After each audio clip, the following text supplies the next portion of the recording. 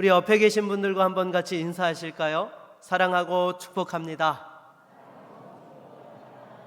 네, 늘 하나님의 사랑과 축복이 넘치는 우리 모든 믿음의 성도님들의 가정이 되실 수 있기를 바라겠습니다. 여러분, 파스칼의 팡세에 보면 인간을 가리켜서 생각하는 갈대라고 하였습니다. 그리고 또한 데카르트는 나는 생각한다, 고로 존재한다라는 말을 남겼지요. 여러분, 여기서 우리가 알 수 있는 것이 무엇입니까? 무엇을 생각하느냐가 그 사람의 가치를 결정하고 그 사람의 인생을 또한 좌우하게 된다라는 것입니다. 그래서 생각은 행동을 낳고 행동은 습관을 만들고 습관은 인격을 만들며 인격은 운명을 만든다라는 그러한 말이 있는 것입니다. 이처럼 우리가 이 세상을 살아가면서 무엇을 생각하고 살아가느냐가 참으로 중요하다라는 것이죠. 그런데 여러분, 사람들은 크게 두 가지 범주의 생각을 하며 살아가고 있습니다. 우리 로마서 8장 5절 말씀을 한번 같이 읽어보도록 하겠습니다. 같이 읽겠습니다. 육신을 따르는 자는 육신의 일을, 영을 따르는 자는 영의 일을 생각하나니. 아멘. 여러분, 이 세상을 살아가면서 사람들은 육신을 따르는 자는 세상의 가치를 따라서 생각하며 또한 일들을 행하게 된다라는 것입니다. 그리고 영을 따르는 자는 하나님의 가치를 따라서 생각하고 행동하게 된다는 것이죠. 하지만 이 육신의 일을 생각하는 사람과 영의 일을 생각하는 사람의 그 인생의 결론은 어떻습니까? 완전히 달라지게 된다는 것입니다. 로마서 8장 6절을 보게 되면 이렇게 말씀합니다. 우리 한번 같이 읽어보겠습니다. 육신의 생각은 사망이요 영의 생각은 생명과 평안이니라. 아멘. 여러분, 육신의 일만 생각하는 사람의 그 결론은 사망이 되는 것입니다. 하지만 영의 일을 생각하며 살아가는 사람들은 생명과 평안을 그 열매로 얻게 되는 것이죠. 왜 그렇습니까? 당연하죠. 육신의 생각과 육신의 행동은 절대로 하나님의 진리를 깨닫거나 하나님을 기쁘시게 할 수 없기 때문인 것입니다. 하지만 영의 생각과 영의 일은 성령으로 말미암기 때문에 하나님을 기쁘시게 하고 하나님의 진리 가운데 나아갈 수 있도록 우리의 인생을 인도해 주시는 것이죠. 이런 사실을 너무나 잘 알고 있었던 사탄은 어떻게 하였습니까? 바로 거짓말로 인간의 생각을 타락하게 만든 것입니다. 하나님께서 분명히 에덴 동산에 선악과를 만드시고 이것을 먹는 날에는 너가 정령 죽으리라 라고 말씀을 하셨는데, 이 악한 사단이 찾아와서 뭐라고 이야기를 합니까? 그것을 먹는 날에는 결코 죽지 아니하고 너희 눈이 밝아져서 하나님과 같이 되리라 라고 이렇게 거짓말을 한 것입니다. 사람으로 하여금 하나님의 말씀을 의심케 하고 결국 하나님께서 금하신 선악과를 따먹게 만들었던 것입니다. 물론 어떤 사람들은 사탄이 팩트를 이야기하지 않았느냐라고 이야기하는 사람들이 있습니다. 무엇인가 하면요, 선악과를 따먹은 사람이 그 즉시 죽지 아니하였다는 거예요. 그리고 그 눈이 밝아져서 선악을 알게 되었다라는 것이 어떻게 이것이 거짓말이냐라고 이야기하는 사람이 있습니다. 근데 이것은요, 전혀 말하는 포인트가 다른 것이죠. 하나님께서 선악과를 먹는 날에 정녕 내가 죽으리라라고 말씀하셨을 때에 그 영적인 부분에 있어서 어떻게 되었습니까? 그 먹는 순간 하나님과의 그 교제와 관계가 단절된 것이죠. 여러분, 사실 사람들이 죽음을 두려워하는 이유 중에 하나가 무엇입니까? 자기가 사랑했던 이들과 사랑했던 그 모든 것들과 헤어지고 단절되어지기 때문에 사람들이 두려워하는 것입니다. 여러분, 우리가 이 사람이 선악과를 먹은 즉시에 하나님과의 그 관계가 단절되게 된 것이죠. 그러니까 에덴 동산에서 쫓겨나서 또한 이 세상 가운데서 땀을 흘려 수고하며 고통 가운데 살아가는 인생이 되었고, 결국에는 흙으로 우리가 또한 돌아가는 그러한 인생이 되고 말았다라는 것입니다. 그리고 사람의 그 마지막 결론은 영원한 지옥 심판을 당하게 된 것이죠. 그런데 당장 육체적으로 죽지 아니하였다고 해서 사탄의 말이 옳다라고 할 수 있습니까? 결국 사탄은 이 모든 거짓말의 아비오 육적인 것만을 보게 한다는 것입니다. 당장은 그것이 옳은 것처럼 보이고 달콤하게 보이지만 결국은 그 영혼을 피폐케 하고 죽이는 일을 하는 것이 사단의 역사인 것입니다. 그렇다면 오늘날 이 악한 사단은 어떻게 역사하고 있는 것입니까? 모든 것을 하나님 없이 물질적으로 바라보게 하였다라는 것입니다. 대표적인 이 시대의 사상이 무엇입니까? 바로 다윈의 진화론과 마르크스의 유물사관인 것입니다. 이 두 가지가 결합되어져서 탄생되어진 이 시대의 사조가 무엇인가 하면 바로 과학적 무신론인 것이죠. 사실 여러분, 이 다윈의 진화론과 마르크스의 유물사관이 나오기 이전만 하더라도요, 사람들은 하나님이 이 세상을 창조하셨고 이 세상을 주관하신다는 것에 대하여서 의심치 않았습니다. 하나님의 존재 자체에 의문점을 던진 사람들이 아무도 없었던 것이죠. 그런데 이렇게 또한 진화론과 유물사관으로 세상을 바라보면서 과학적 무신론이 이 세상에 자리 잡게 되어지면서 사람들은 당연히 하나님은 계시지 않는다라는 그런 생각을 하게 된 것이죠. 그래서 여러분, 악한 마귀 사탄은 사람들로 하여금 영적인 영원한 것과 하나님을 추구하기보다는 이 세상의 물질이 전부이자 또한 이 세상의 모든 인생의 가치인 것처럼 그렇게 사람들로 하여금 이 세상을 살아가게 만들었다라는 것입니다. 그렇다면 여러분, 이러한 시대 속에서 우리는 무엇을 바라보며 살아야 되는 것입니까? 예수 그리스도를 바라보아야 하는 줄로 믿습니다. 영을 따르고 영의 일을 생각한다는 것은 성령의 다스림을 받는 것이고, 성령이 기뻐하시는 일을 한다라는 것은 바로 예수와 더불어 살아간다라는 것입니다. 그래서 세상 사람들과 우리가 똑같이 먹고 마시며 일을 한다 하더라도 육적인 생각을 하면서 살아가는 것과 영적을 생각을 하며 예수를 바라보며 살아가는 인생은 완전히 달라지게 되는 것이죠. 예배당에 와서 예배를 드린다 하더라도 완전히 다른 것입니다. 영의 일을 생각하는 사람들은 어떻습니까? 구원의 감격과 기쁨으로 예배하는 거예요. 하나님께서 내게 베풀어 주신 은혜에 감사하며 오늘도 나에게 어떠한 영의 양식을 주실 것인지 그것을 기대하며 하나님을 예배하게 되는 것이죠. 그런데 이 육적인 그러한 마음으로 예배에 나오는 사람들은 어떻습니까? 예배를 드리는 것이 아니라 예배를 보게 되는 것이죠. 자신의 이익과 유익을 추구하기 위하여서 예배에 참여했기 때문인 것입니다. 여러분, 이 세상을 살아가며 사람들이 직장을 선택하고 결혼하는 배우자를 선택할 때도 마찬가지이죠. 요즘 사람들은 더 높은 연봉과 안정됨을 얻기 위한 수단으로 직장을 구하고 결혼을 하게 됩니다. 그래서 요즘 젊은 사람들이 가장 선호하는 1등 배우자의 조건이 무엇입니까? 직장을 가지고 결혼 후에도 지속적으로 안정적인 연봉을 받을 수 있는 사람을 선호한다는 것입니다. 하지만 여러분, 영의 일을 생각하는 사람들은 어떻습니까? 물론 우리 성도들도 육체를 가지고 살아가기 때문에 이 세상에서 안정되고 또한 그 물질에 대한 부분을 추구하는 부분들이 있습니다. 하지만 근본적으로 차이가 있죠. 우리 믿는 성도들은 직장을 구할 때도 결혼을 할 때에도 이것을 통하여서 어떻게 하면 하나님께 영광을 돌리고 하나님을 기쁘시게 하며 이 땅 가운데서 내게 주신 사명을 성취해 나갈 것인가, 그것에 대하여서 기도하며 직장을 구하고 배우자를 만나게 된다는 것입니다. 그래서 성령의 인도하심을 구하며 살아가는 사람에게는 하나님의 평강이 임하게 되고 어떠한 상황들 속에서도 합력하여 선을 이루어 주시고 그 마음과 생각을 지키시고 또한 하나님의 인도하심 속에 승리하며 살게 되는 것입니다. 그렇다면 성령의 생각, 성령의 다스림을 받는 첫 번째 비결은 무엇입니까? 오늘 본문 1절 말씀을 다시 한번 읽어보도록 하겠습니다. 같이 읽겠습니다. 그러므로 함께 하늘의 부르심을 받은 거룩한 형제들아, 우리가 믿는 도리의 사도이시며 대제사장이신 예수를 깊이 생각하라. 아멘. 여러분, 우리가 영의 일을 추구하며 이 세상 가운데서 믿음으로 살아가기 위해서는 먼저 예수를 깊이 생각해야 되는 것입니다.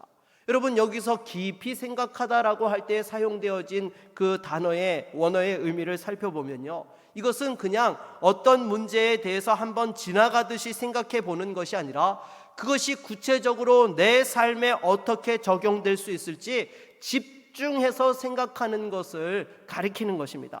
그래서 이처럼 여러분, 어떤 일에 우리가 집중해서 생각하다 보면 어떻게 되죠? 그 대상에 대하여 사랑하고 열정을 품게 되는 것이죠. 그러면 그것이 만약에 사람이게 되면 어떻게 돼요? 그 사람의 말투와 행동과 사고방식까지 닮아가게 된다는 것입니다.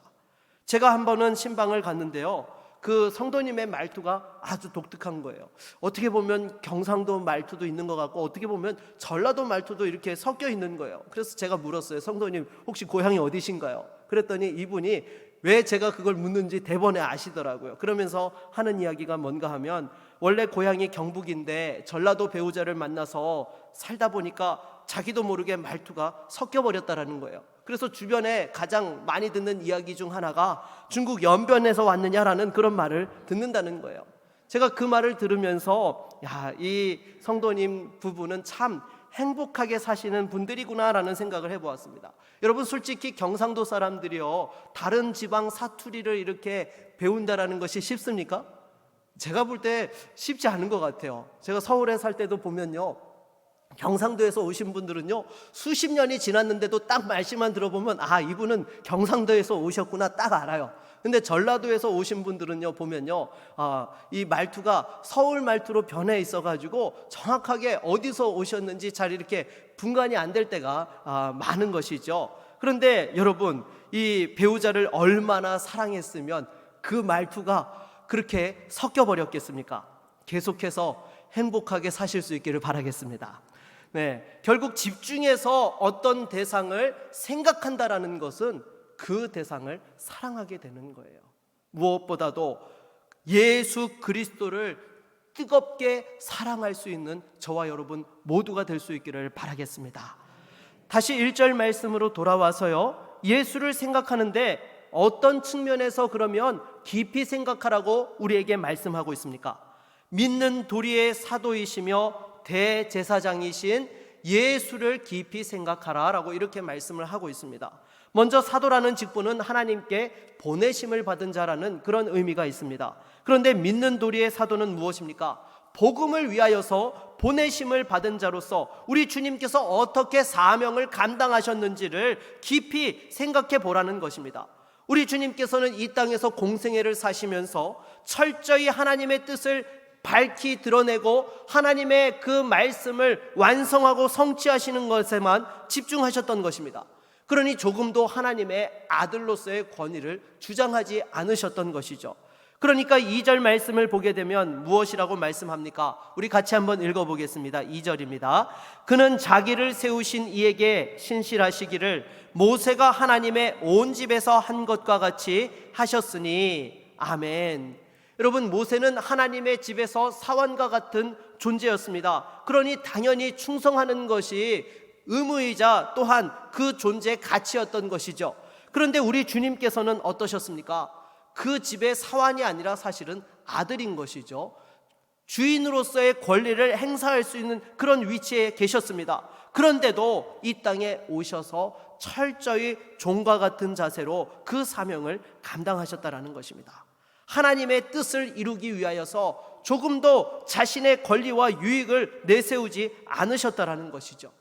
그러면 두 번째로 대제사장으로 또한 어떤 역할을 감당하셨던 것입니까?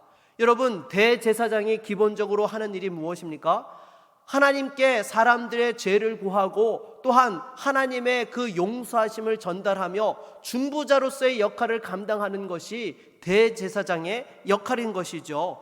그런데 우리 주님께서는 이 땅에 오셔서 유일한 참된 중보자로서 친히 자신을 제물로 하나님 앞에 드리며 그 하나님과 우리 사이에 막혔던 모든 죄의 담들을 허물어 주시고 예수 그리스도를 힘입어 하나님께 나아가며 하나님의 자녀가 될 수 있게 해 주셨던 것입니다. 복음을 위해 사셨고 우리를 구원하시기 위하여 중보자로서의 그 삶을 위해 십자가 고난도 아낌없이 담당해 주셨던 것입니다. 당시 여러분, 이 히브리서를 수신하였던 초대교회 성도들의 상황이 어떠하였습니까? 바로 로마 제국으로부터 핍박을 받고 있는 어려운 상황에 있었던 것이죠. 예수를 믿는다는 이유 하나 때문에 잡혀가고 재산을 빼앗기고 심지어 목숨을 잃어버리는 그런 어렵고 힘든 고난의 시기에 있었던 것입니다. 그런 와중에 심지어 거짓 형제들의 시험으로 서로를 의심하고 너무 어렵고 무서운 고난의 시기를 보내고 있었던 것이죠. 이런 상황에서도 끝까지 믿음을 잃지 않고 승리하기 위해서 어떻게 해야 되느냐? 바로 예수를 깊이 생각하라고 지금 이 히브리서 기자는 그 성도들에게 권면하였던 것입니다. 십자가의 길을 걸어가셨던 우리 주님의 고난을 묵상하면서 다시 한번 복음을 위하여 나아갈 때에 우리도 주님의 남은 고난을 채우며 믿음으로 승리할 수 있다는 것을 이들에게 말씀해 주었던 것입니다. 사랑하는 여러분, 우리도 마찬가지인 줄로 믿습니다. 특별히 이 세상을 살아가며 왜 고난이 어렵고 힘들게 느껴지는 것입니까? 그것은 끊임없이 세상과 비교하고 있기 때문에 더 그 고난이 고통스럽고 힘들고 어렵게 느껴지는 것입니다. 당장에 여러분 보십시오.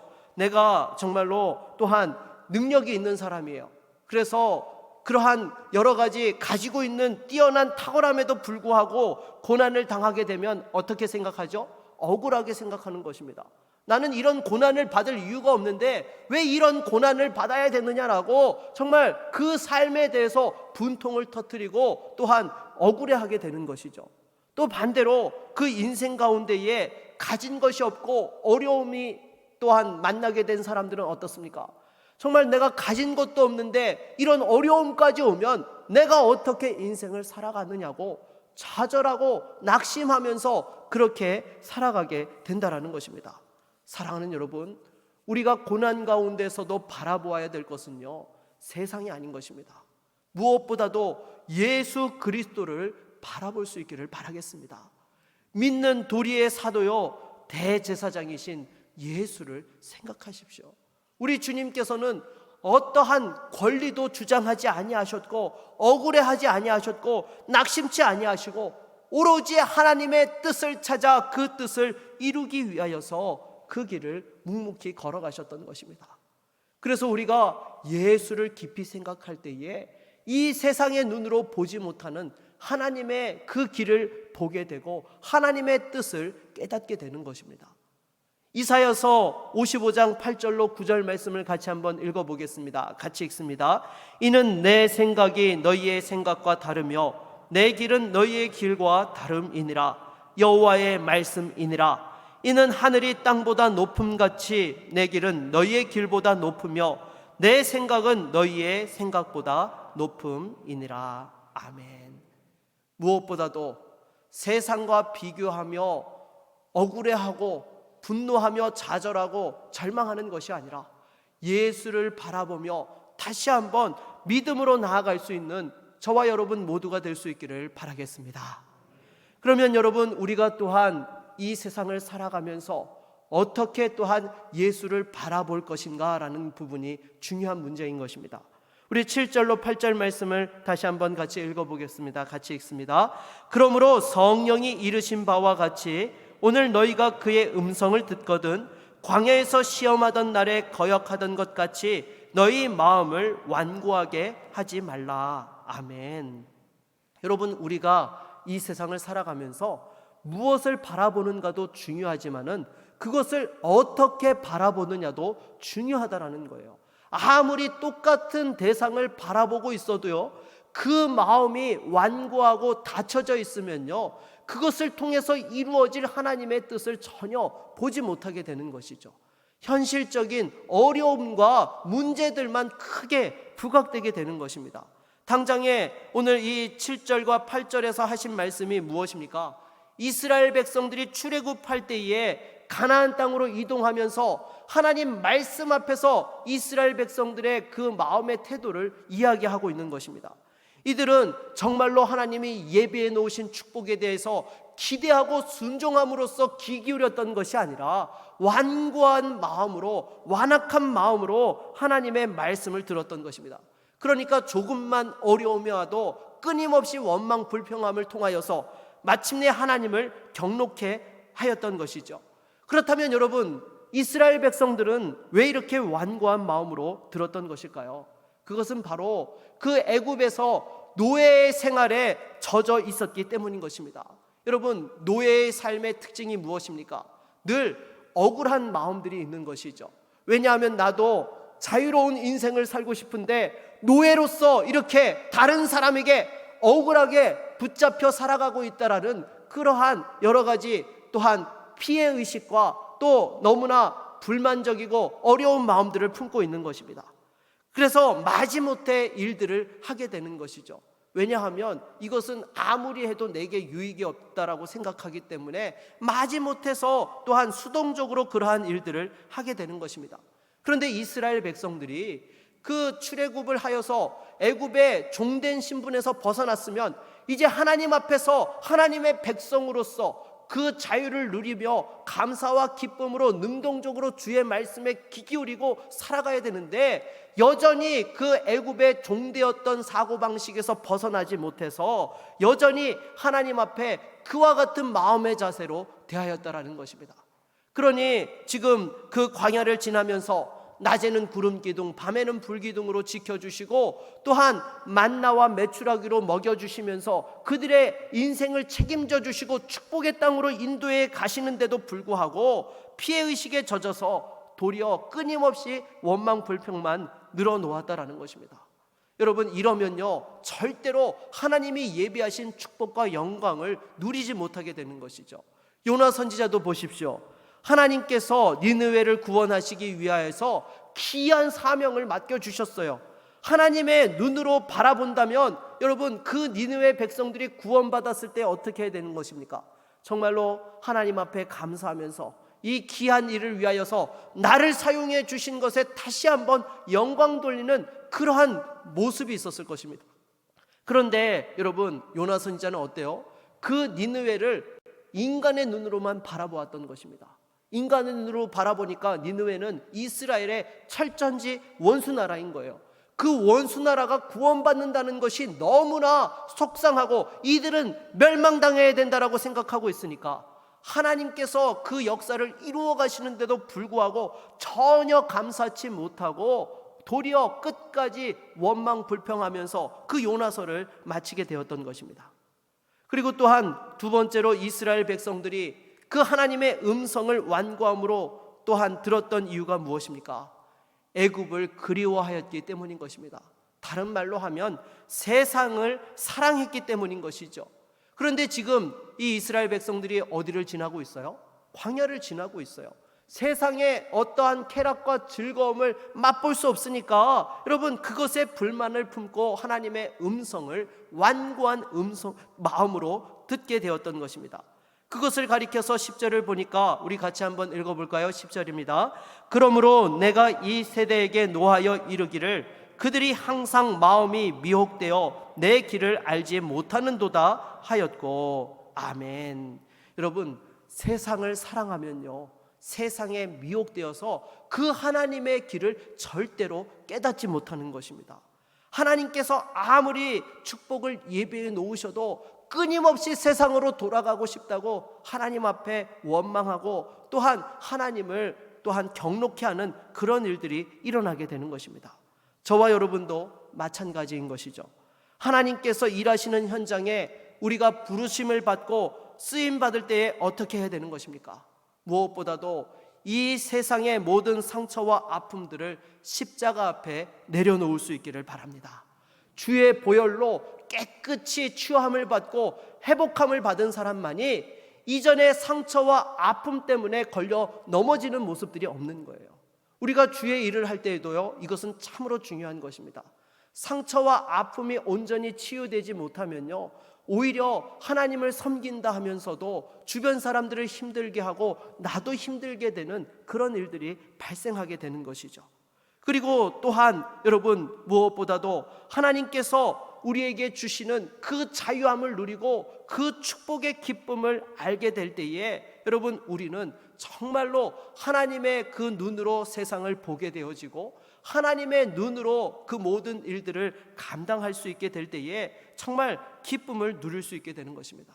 그렇지 않으면요 도리어 하나님께서 그 하나님의 일을 하실 때에 대적하는 자가 되고 마는 것이죠. 여러분, 신약 시대의 이스라엘 백성들을 보십시오. 하나님께서 구약에 예언하신 메시아를 이 땅에 보내어 주셨습니다. 그런데 이들이 왜 예수님을 십자가에 못 박아 죽였던 것입니까? 이들은 로마 제국의 식민지가 된 것에 너무 한이 맺혀 있었기 때문이죠.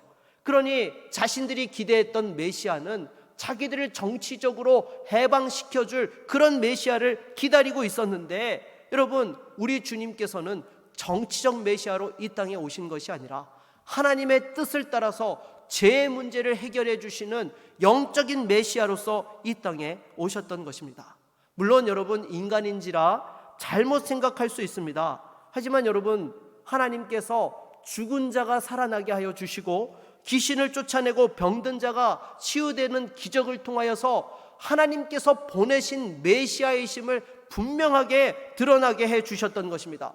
그러면 그때라도 어떻게 해야 돼요? 돌이켜서 그 음성에 따르고 순종해야 되는 것이죠. 하지만 이들은 끝까지 자신들이 원한 메시아가 아니라고 거부하였던 것입니다. 그 결과 AD 70년 예루살렘이 멸망할 때에 그들이 완전히 또한 그 하나님의 징계와 심판을 받게 되었던 것입니다. 그래서 오늘 본문 11절에도 보게 되면요, 내가 노하여 맹세한 바와 같이 그들은 내 안식에 들어오지 못하리라 하였느니라 라고 이렇게 말씀하고 있는 것입니다. 여러분, 아무리 하나님께서 축복을 예배해 놓으셨어도 믿음의 눈으로 바라보지 못하고 도리어 하나님을 대적하고 진노케 하면 하나님의 안식을 누리지 못하게 되는 것입니다. 여러분, 여기에는요, 중립적인 상태가 없습니다. 하나님의 징계와 심판을 받든지 하나님의 안식과 축복을 누리든지 둘 중 하나인 것입니다. 물론 구원받은 자녀들은요, 절대로 영원한 지옥 심판을 당하지 않습니다. 하지만 이 땅에서 하나님의 징계를 피할 수 없게 되는 것이죠. 여러분, 다윗도 보십시오. 간음죄와 살인죄를 지었을 때에 하나님의 마음에 합한 사람이라고 칭찬받았던 사람이지만 그 일에 있어서는 하나님의 징계를 받았습니다. 그것이 또한 당연한 것이고요. 만일 우리가 하나님께 불순종하고 대적하는데도 하나님의 징계가 없다라고 하면 그 사람은 하나님의 자녀가 아닌 것이죠. 그래서 히브리서 12장 8절을 보면 뭐라고 말씀합니까? 우리 같이 한번 읽어볼까요? 징계는 다 받는 것이거늘 너희에게 없으면 사생자요 친아들이 아니니라. 아멘. 하나님이 사랑하시는 자에게는 순종하지 않을 때에 하나님의 징계가 있다라는 것입니다.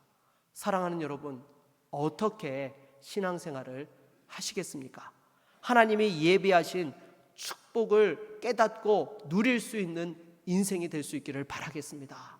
이 세상을 사랑하여서 세상에 미혹되어서 하나님의 뜻에 반하는 것이 아니라 하나님을 기뻐하며 그 뜻을 분별하여 주님의 영광을 위하여 쓰임받는 저와 여러분 모두가 될 수 있기를 바라겠습니다. 말씀을 맺겠습니다. 사람은 이 세상을 살아가며 영의 생각 아니면 육의 생각을 하며 살아가게 됩니다. 이 육의 생각은 멸망과 사망이고 영의 생각은 생명과 축복인 것입니다.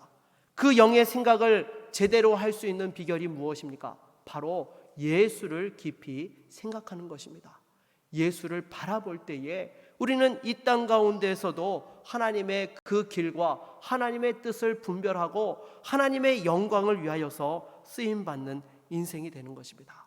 그래서 항상 우리의 생각과 마음을 지킬 수 있기를 바라겠습니다. 우리의 마음과 생각을 육적인 것에 다 내어주게 되면 결정적인 순간에 우리는 하나님을 의지하지 못하고 세상의 길로 가게 된다는 것입니다.